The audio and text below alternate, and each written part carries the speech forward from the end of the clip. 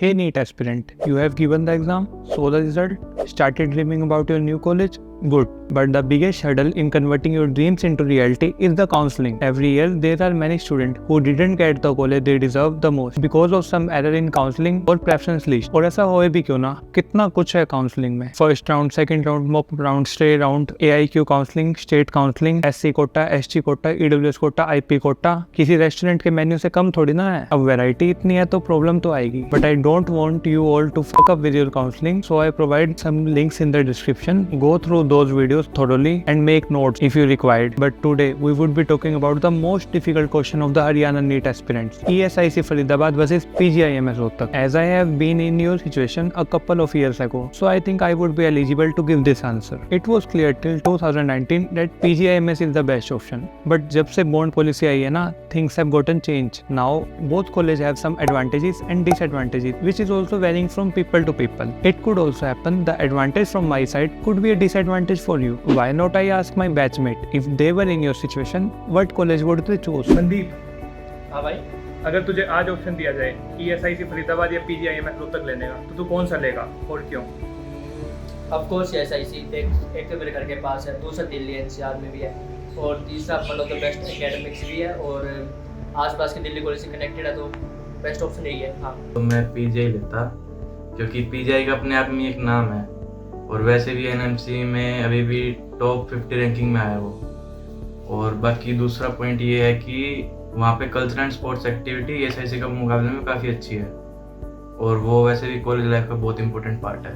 अगर तेरे को अपने जूनियर को गाइड करना हो कि वो ESI ले या PGI, तो तू क्या करेगा? मैं सजेस्ट करूंगा ESIC फरीदाबाद. क्यों? मेन इशू है बॉन्ड पॉलिसी. हरियाणा के अदर मेडिकल कॉलेजेस हैं, उनसे जो ग्रेजुएट पास होते हैं, गवर्नमेंट के लिए पॉसिबल नहीं है सबको जॉब देना.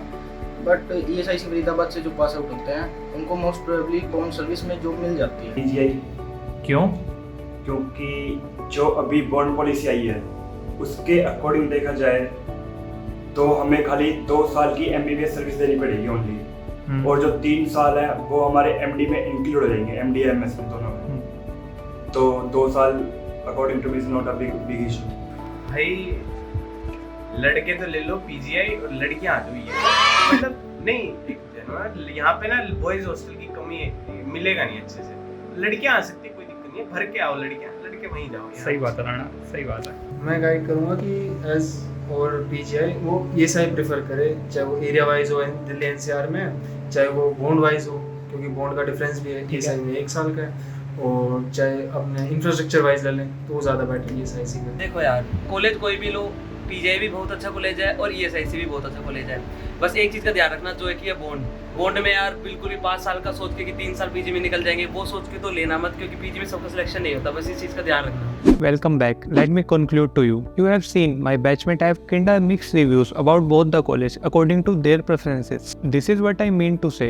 Your preference matters the most in choosing the college rather than a guy like me on YouTube. We can only clarify the things a little bit. That what are the advantages of ESIC over PGI or the PGI over ESIC. But the last choice is yours. So what's the solution? Take out a page, write all the advantages and disadvantages of both college and choose what you need, not what we want you to choose. If you need the full video about the advantages and disadvantages of both the college, catch me in the comments. I will make in future, probably.